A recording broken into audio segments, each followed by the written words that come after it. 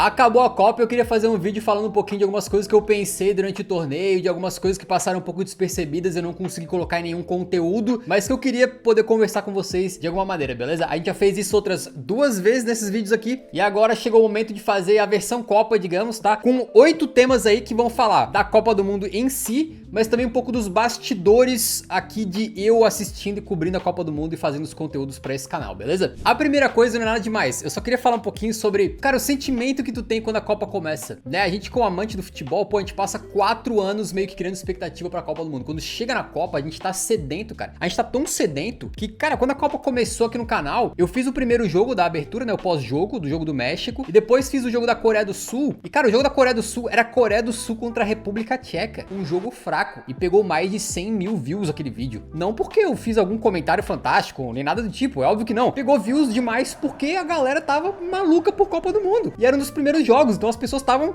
insanas. Isso aí foi, assim, diminuindo bastante durante a Copa, né? Eu consegui perceber no meu comportamento, né, em relação à Copa, que vai dando uma fadigada. Consegui ver no comportamento de vocês, do público, até da equipe aqui do Eurão internamente, né? Que no começo tava todo mundo, pô, querendo engolir Copa do Mundo o máximo que desse, e no final já tava meio que tipo, mais um Suíça contra a Argélia. Não tô afim. Portanto, no começo da Copa, cara, eu tava assim, velho, eu tava consumindo vídeos que eu via nas redes sociais, no Reddit, assim, sobre pessoas felizes com a Copa do Mundo, né? E aí eu trouxe alguns pra trazer pra vocês aqui, ó. Acho que já vai ter passado um pouquinho de empolgação, mas isso aqui é bem do comecinho da Copa, né? Quando tem um gol da Coreia do Sul. E tão filmando a molecada no colégio, velho. Cara, eu fico bobo, assim, com a alegria que o futebol te causa, tá ligado? A tua seleção, pô, a seleção da Coreia do Sul fraquíssima. Fez uma Copa horrorosa, né? Mas, cara, olha a alegria quando sai um gol na Copa, velho. Olha isso. Cara, é muito... Cara, o futebol mexe com a gente de uma maneira muito doida, né? Isso aqui também meio que é besteirada, mas são os mexicanos e os coreanos comemorando junto depois da vitória da Coreia do Sul, se liga. Obviamente...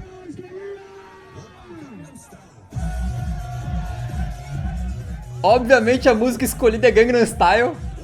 Não, mas a galera comemorando junto. Cara, o futebol, ele é tipo assim... Obviamente tem a parte ruim. Tem as torcidas que se enfrentam e dão porrada uma na outra e tal, mas geralmente em Copa do Mundo é muito legal, cara. Tu vê todo mundo misturado, tu vê aquela loucura de culturas que tipo, em teoria não tem nada a ver uma com a outra, tá ligado? Os coreanos e os mexicanos, eles se encontram e viram uma festa, sabe? Qualquer coisa é motivo pra virar uma festa. E isso é muito lindo, cara. Tipo, a Copa do Mundo, quando ela transcende o futebol e ela vai pra melhor parte de nós como humanos, né? De enxergar no outro um companheiro de vida, uma pessoa que gosta da mesma coisa que você. E vocês celebrarem juntos o fato de estarem ali curtindo aquele evento. É fantástico, vai tomar no... Os coreanos tomando tequila e oferecendo pros mexicanos, vamos ver. Os coreanos tomando tequila de... Caraca, tem sim. Nem um limãozinho, um salzinho. Aí já fizeram amizade, né?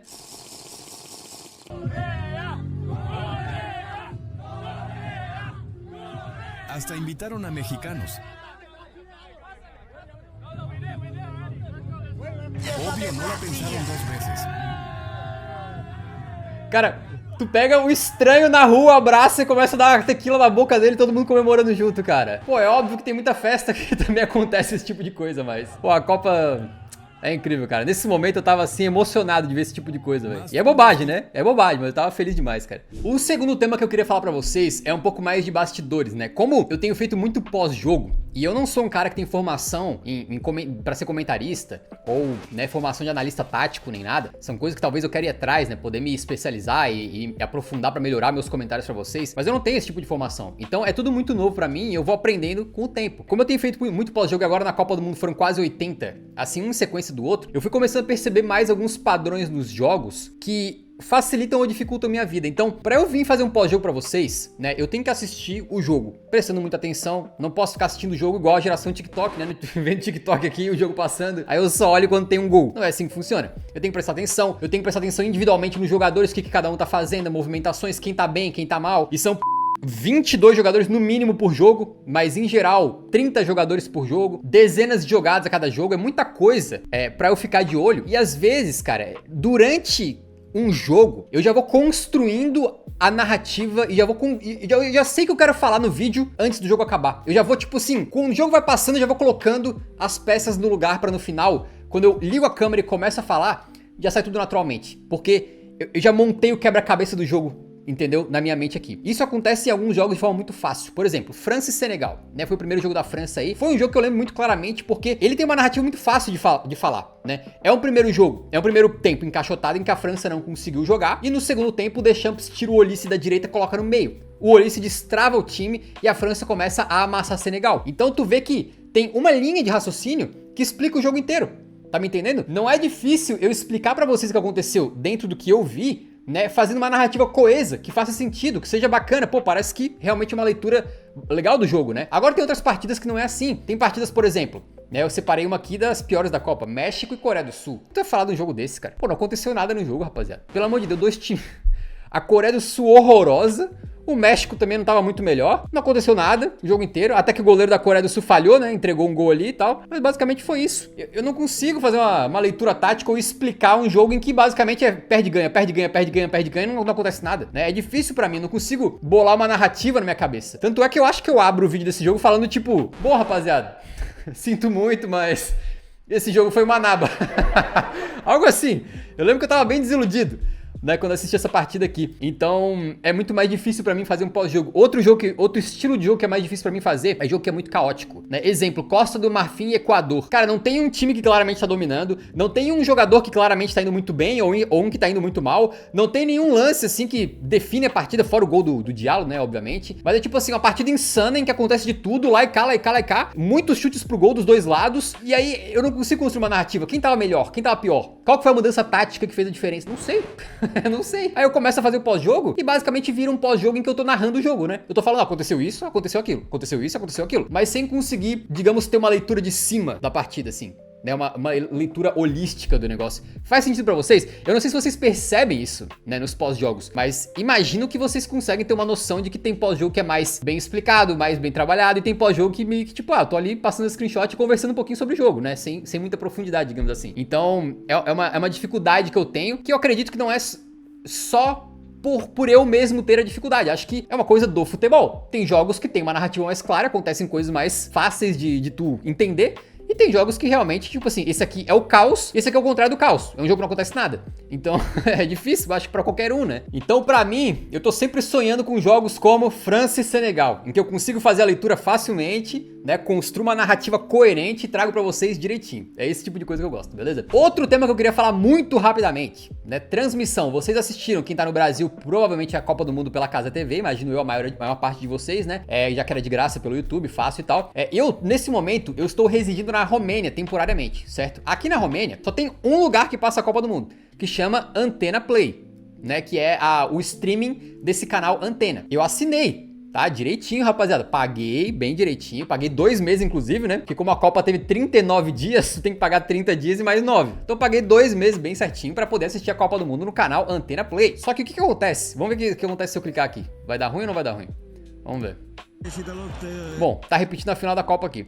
Eu não sei se vocês vão conseguir ver porque eu tô gravando a tela, depois vai pro YouTube, o YouTube comprime a imagem e tal. Mas a imagem que vem pelo Antena Play é horrível.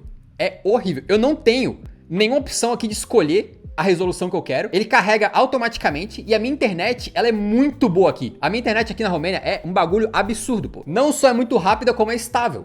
Tá? Eu não tenho problema pra baixar nada, pra subir nada, pra assistir nada em lugar nenhum, mas o Antena me bota uma qualidade de imagem horrível. Então o que eu fui obrigado a fazer? E é muito triste, mas eu, cara, tive que buscar uma transmissão alternativa. E eu assisti, eu diria que 95% da Copa do Mundo em transmissão alternativa, porque eu achei uma que rodava liso e com a imagem 2 vezes melhor do que a oficial que eu tava pagando. E aí é complicado, cara. Pô, eu queria fazer o negócio direitinho. Eu queria fazer o bagulho bem certinho, né? E não consegui, porque a imagem é um lixo, né? Além de não ter como voltar, não ter como escolher a resolução. Portanto, eu assisti numa transmissão realmente bem alternativa. Mas foi bom ter a assinatura do Antena Play, porque às vezes a transmissão alternativa cai, né? Dá aqueles problemas, o site sai fora do ar e tal. Aí quando isso aconteceu, eu botava rapidinho no Antena Play pra conseguir ver o jogo. Mas eu também não conseguia muito ver por aqui, não gostava de assistir por aqui, porque a narração é em romeno. E assim, eu prefiro assistir sem narração do que com um idioma que eu não entendo, porque mais atrapalha do que ajuda, tá entendendo? Então, no final das contas, é isso. Outro tema que eu queria falar, e eu tô falando isso aqui porque eu imagino que esse tipo de vídeo só a galera que realmente gosta muito do meu trabalho vai acompanhar, e aí eu me abro um pouquinho mais, né? Mas, enfim, outra dificuldade que eu tive durante essa Copa do Mundo é que na maior parte da Copa, cara, eu não tive tempo pra nada, né? Não tive tempo pra nada. Eram 4 jogos por dia, basicamente durante 60%, 70% da Copa do Mundo, né? E quando não era 4-3, aquela coisa, foi doideira, vocês sabem, né? E tipo assim, eu tinha que assistir todos os jogos, prestando atenção, ou quase todos, né? Praticamente todos, fazendo os vídeos, e geralmente tinha 1 hora entre um jogo e outro, tá? E o que isso significa, cara? Que era basicamente o tempo mínimo que eu preciso pra fazer um vídeo e colocar no ar. Então acabava o jogo, eu já tava com tudo aberto aqui, fazia o vídeo, editava o vídeo, botava no ar, no canal, fazia thumbnail e postava, e às vezes já tava com outro jogo começando logo em sequência. Então teve muitos os dias, cara, que eu trabalhava, tipo assim, quando eu sentava pra assistir o primeiro jogo, eu trabalhava durante 12 horas seguidas sem parar, porque era um jogo, um vídeo, um jogo, um vídeo, um jogo, um vídeo 4 vezes, né? Até por isso que teve alguns vídeos que eu tive que pular nessa Copa, porque eu precisava ter um mínimo tempo pra respirar, pra esparecer a cabeça, pra poder fazer uma comida, uma coisa assim, né? Mas assim, foi um ritmo muito insano de cobrir todos os jogos, não todos, né? Quase todos os jogos da Copa. E uma coisa muito ruim que acontecia comigo é que, cara, eu sou uma pessoa que eu tenho muita dificuldade em lidar com erro, basicamente. Então, eu tô fazendo conteúdo na internet tem 9 anos já, pelo menos, né? Nos projetos que vocês conhecem são 9 anos. Em outros projetos mais obscuros é mais tempo. Mas eu aprendi que quando é uma questão puramente de opinião, não tem problema se a pessoa vem respeitosamente discordar de ti. Ah, fulano jogou bem. O cara fala, pô, na real eu não achei, cara. Achei que o cara jogou muito mal, ele errou aquela bola. Pô, show de bola, não tem problema nenhum, né? Então as pessoas discordarem, ou até discordarem um pouco mais agressivamente, mas da minha opinião em si, pra mim é de boa, não tem problema nenhum. É pra isso que a gente tá debatendo na internet. Agora, o que acontece que eu não gosto? É quando eu cometo um erro factual, tá? É uma coisa que no Eurofoot, no começo do canal, no canal principal, né? A gente cometia mais. Nossos processos pra fazer um vídeo eram muito mais amadores. A gente foi profissionalizando com o tempo e hoje em dia a gente tem um processo muito rígido pra que não passe nada de erro. De vez em quando ainda passa, somos humanos, né? Mas a gente tenta fazer um conteúdo lá no canal principal em que, cara, se não é uma questão de opinião, se é um fato, tu sabe que tá no Eurofoot, tu pode confiar. Porque a gente pesquisou e fez o nosso trabalho muito direitinho. E o que acontece durante essa Copa do Mundo é que simplesmente eu não tenho tempo de revisar as coisas, basicamente, cara. Eu revisava os vídeos antes de colocar no ar, passando, tipo, na velocidade 2 ou 3, só pra ver se eu não tinha deixado algum trecho ali que era pra cortar fora, alguma coisa assim. Mas, tipo assim, o que eu vou falando, às vezes eu não tinha nem tempo de revisar e acabava cometendo erros. Então tem esse jogo da Argentina contra a Jordânia, em que o Senesi desce de cabeça num peixinho, toma uma baga na cara, pênalti pra Argentina. Chegou no pós-jogo, o que eu falei? Ah, acho que foi o Julian Álvares que tomou o pênalti. Tipo assim, né, a maioria das pessoas de bom senso vão entender, ele cometeu um errinho, não tem problema, né? Mas, pô, eu não gosto, cara, eu não gosto. Quando é uma questão factual, eu gostaria de poder acertar 100% ou praticamente 100%. Então o que acontecia é que eu ficava ansioso, porque eu jogava o vídeo no ar e não tinha nem tempo de ler os comentários, basicamente. Eu ia direto pro outro jogo, né? Eu publicava, no máximo dava tempo de tomar uma água, fazer um xixi e já vinha pra assistir o próximo jogo. Então, na Copa do Mundo, foram se acumulando vídeos que eu postava e não conseguia ler nem os comentários direito na maior parte das vezes. E que eu não sabia se eu tinha errado alguma coisa ou não. Porque quem me mostra se eu errei alguma coisa ou não são vocês, né? Nos comentários. Porque esse vídeo aqui ia pro ar sem revisão de outra pessoa da equipe. Então eu ficava muito assim, cara, com uma ansiedade de verdade, assim, de ter errado coisa. Eu postava e ficava falando, cara, será que eu errei? Será que eu falei que eu era o jogador certo? Será que não sei o quê? E vocês sabem que os meus pós-jogo eu faço com aquelas screenshots que às vezes tem uma qualidade horrorosa. Então eu tirava screenshot e não conseguia saber quem era. Aí eu ia procurar o lance online pra rever e não conseguia achar o lance. Esse antena aqui, né, o meu serviço de transmissão, tu não tem como voltar. Então tu não consegue achar os lances. Né, eu sei que quem assiste na Casa TV pelo Brasil consegue voltar no YouTube, né? Eu não conseguia voltar, então era muito complicado. Tinha lance que eu ficava na dúvida quem que era quem. Às vezes eu falava tipo, chegou o jogador da Argentina e não falava quem era, porque eu não sabia, né? Então eu ficava com muito medo de errar assim, cara. Teve outro caso também que eu odiei, que foi no jogo de Canadá contra a África do Sul, que eu fiquei incomodado com o comportamento da torcida do Canadá e falei sobre isso, mas eu me expliquei. Eu não expliquei de forma satisfatória. As pessoas acharam que eu fiz uma crítica muito boba. E aí quando eu cheguei nos comentários, eu fui surpreendido, tinha muita gente me criticando pelo que eu tinha falado. E aí eu falei, cara, olha só, cara, é uma besteira, tipo assim, é um comentário muito, muito besta e eu acho que só não expliquei legal, sabe? Eu expliquei de uma forma que pareceu que eu tava sendo purista do futebol ou algo assim, né? E aí depois eu acabei tirando isso aí do vídeo pelo editor do YouTube. Outro momento foi da Cabo Verde contra a Argentina, que se eu não tô enganado tem uma bola que bate... Eu acho que é nem essa foto aqui não, tá? É outra coisa. Acho que bate no McAllister, se eu não tô enganado, e vai na mão do Pico Lopes, né? E eu vi aquele lance rápido, tirei screenshot, depois não consegui rever, não passou no replay, eu acho, mas não consegui rever e tal. E aí quando eu postei o vídeo, eu não percebi que a bola tinha vindo do próprio Pico Lopes. A bola bateu, acho que no jogador da Argentina, bateu no Pico Lopes, depois no braço dele, ou seja, não é pênalti, né? E a galera tava nos comentários me corrigindo, assim. Alguns corrigem de forma muito educada, não tem problema nenhum. Pô, acho que tu errou ali e tal, isso aqui na verdade o que aconteceu foi isso. Show de bola. Tem uns que já vem com pedra na mão, né? Tipo, kkkk, ó. Olha que burro, não sei o que, coisa assim, né? Tenho culpa se você é mula, se você é burro. Então tem gente de todos os jeitos, mas conforme a Copa foi passando, foi se acumulando muito vídeo em que eu ia ficando ansioso, assim. Ia ficando um backlog de ansiedade pra mim, assim, de tipo, cara, será que eu errei alguma coisa? Será que eu não errei? Então eu fico muito preocupado com esse tipo de coisa, principalmente quando são erros factuais. Vamos pro próximo assunto, que também é coisa de bastidor aqui, né? Que é a questão de thumbnails. Então vocês podem ver que as thumbnails no canal aqui dos pós-jogos tem saído como? Olha só.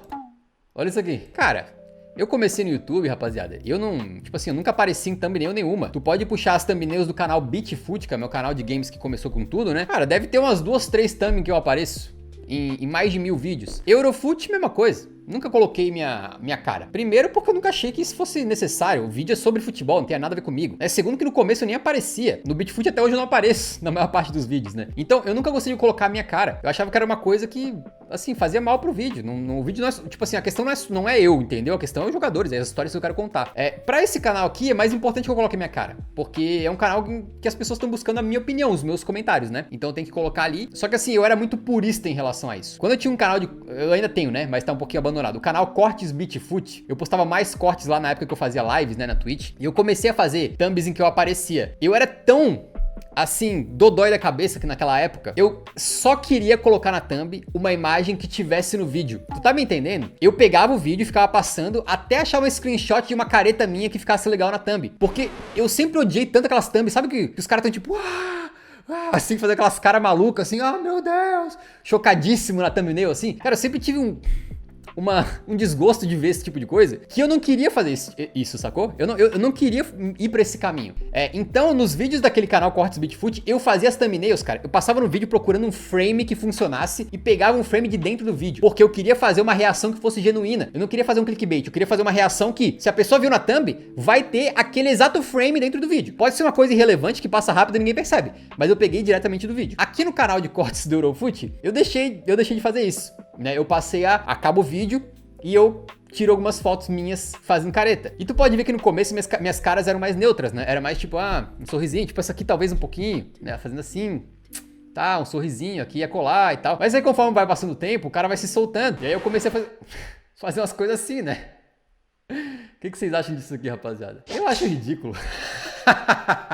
É muito feio, não, é ruim demais, cara. Mas ao mesmo tempo tu sabe que faz a diferença, né? Se eu botar tipo, caraca, nosso Messi destruiu, recordes quebrados, e a minha cara é tipo, pô, ninguém vai clicar.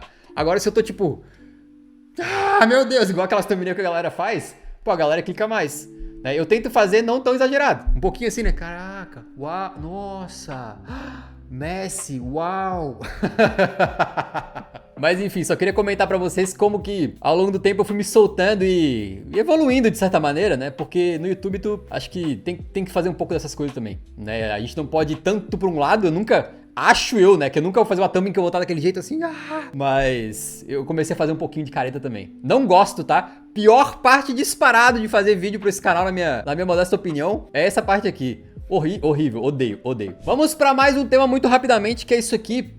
Basicamente vocês estão vendo, isso aqui é uma tela que diz que este conteúdo é bloqueado por região, né? Não deixa eu acompanhar isso aqui. O que é isso aqui? É a página daquele 3D da BBC. Lembra que em certo pós-jogo eu trouxe um lance refeito em 3D pela BBC pra mostrar pra vocês, já que eu não posso mostrar os gols, não tem direito de imagem? Eu tava usando esse negócio da BBC e perguntei pra vocês, vocês gostaram muito. Eu queria mostrar mais durante a Copa do Mundo, mas eu acabei não mostrando esses 3D da BBC, porque por alguns motivos, né? Primeiro que ele não tá disponível só no UK, só no Reino Unido. Mesmo assim, não é publi, mas vocês sabem que eu tenho a VPN da Kaspersky, né? Aí tranquilo, eu conecto na VPN aqui, show de bola, e dou um atualizar. Agora vai abrir a página em 3D da BBC, né? E aí quando eu abria tinha dois problemas. Primeiro que a página deles só mostra os lances em 3D pra tu mexer depois que o jogo já acabava e depois que tinha passado... Opa, peraí. E depois que tinha passado um tempinho já. Tá me entendendo? Então, tipo assim, eu não conseguia que eles liberassem a tempo de eu inserir no meu pós-jogo, porque o pós-jogo eu gravo assim que acaba o jogo. Então eu não conseguia esperar que eles liberassem os 3D aqui. E segundo, é que eu não sei como é que tá agora, mas, cara, tava travando muito o meu computador. É um 3D pesadinho, vamos ver uns highlights aqui, ó. Cara, por algum motivo não tá nem abrindo agora. Eu não sei se é um erro deles lá ou se é alguma coisa da minha conexão aqui, mas não tá nem abrindo. Bom, mas eu quero mostrar pra vocês, só que é uma ferramenta bem pesada, ela é muito completa, tu consegue ver os lances em 3D da visão de qualquer um dos 22 jogadores em campo. Em primeira pessoa, em terceira pessoa, é muito legal essa ferramenta, só que era muito travado. Eu não sei se era meu computador que não é o suficiente, né, que é uma ferramenta pesada e tal, mas ficava lagando muito, então, mesmo se eles liberassem a tempo, eu não ia conseguir botar no vídeo da melhor maneira pra vocês. E, portanto, por isso que eu acabei não usando o 3D da BBC. Eu quis trazer esse tema porque tinha muita gente me perguntando, né, por que eu não usava aí no lugar das screenshots horrorosas que eu trago pra vocês. Bom, vamos pro próximo tema, que é o seguinte, né, no último vídeo que eu fiz disso, eu tava chamando esse quadro, muito entre aspas, de precisava falar sobre isso, ou eu queria falar sobre isso, queria muito falar sobre isso. Esse era meio que o nome do quadro, não sei. Aí eu perguntei pra vocês, né, como é que vocês dariam um nome pra esse tipo de vídeo, e o comentário mais votado é: coloca o nome do quadro de Bate-Papo, como se fosse bate-papo. Cara, é bom, né? É uma boa sugestão. Acontece só que o único problema é que, tipo assim, o meu apelido de Beat é meio que lá do Beatfoot, né? Aqui no Eurofoot eu sempre me apresentei como Pedro Silveira. Então fica um pouco esquisito, não fica? O que vocês acham? É Beat Papo daqui pra frente? E por que precisa ter um nome, né? Também é uma boa pergunta isso.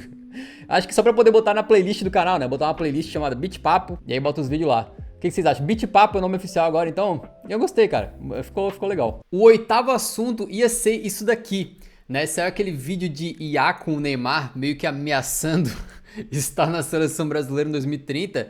E eu assisti, fiz um react, digamos assim, né? E aí na hora de eu postar, rapaziada, infelizmente o vídeo tem uma música lá que aí não deu, tive que cortar fora. E isso foi semanas atrás, né? Eu já saí de férias uma semaninha e agora voltei e tô terminando de gravar esse vídeo então com o oitavo assunto, que vai ser outro, tá? Que é um bastidor aqui do canal, que é o seguinte: na semana do jogo de Brasil contra o Japão, não na semana, na verdade no dia anterior, eu tive um susto bem grande, tá? Que eu tive que parar no hospital, porque basicamente eu tava aqui de noite, né, vendo uma picada de mosquito que eu tinha tomado aqui no braço assim, nada demais e tal. Só que aquela picada de mosquito tinha ficado com uma bola vermelha, muito grande assim, né, que não é comum, mesmo pra mim que tem meio que alergia a mosquito, né.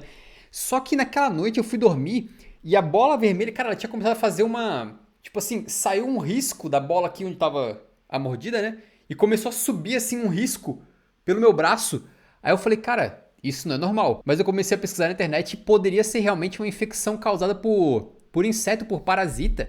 E aí eu comecei a pesquisar que aqui na Europa é muito comum os carrapatos no verão, eles vêm, te mordem, aí tu acaba, né, de alguma maneira tirando o corpo dele fora assim, né? Quando tu, sei lá, coça ou toma banho, alguma coisa. Mas eles podem estar infectados, ou se não é carrapato, outro bicho também. E aí tive que ir, era tipo 8 da manhã quando o hospital abriu, uma parada assim. Aí eu fui lá ser atendido, fiquei tomando antibiótico, né, por uns 10 dias. Isso foi no dia do jogo do Japão contra o Brasil. E aí nos primeiros dias também tive que tomar um antihistamínico, que é um remédio que derruba o cara um pouco, né, me dava um sono, me dava uma leseira assim.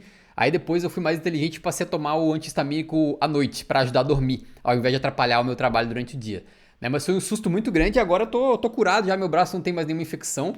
Pô, parecia um negócio alienígena, rapaziada. Pô, me deu um susto, cara. Um negócio assim, ó.